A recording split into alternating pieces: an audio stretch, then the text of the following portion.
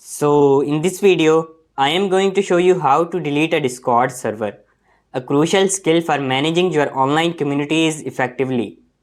By learning this process, you gain control over your server's environment, ensuring it remains organized and tailored to your needs. So let's start the video. If you want to delete a Discord server, start by opening the Discord application. Once you have launched the app, make sure you are an admin of the server you wish to delete.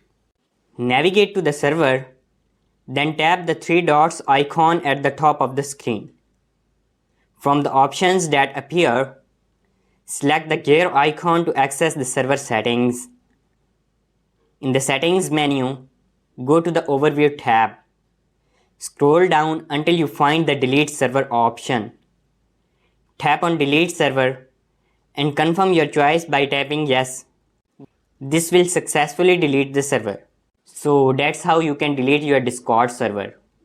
If you found this tutorial helpful, please consider leaving a like and subscribing to my channel.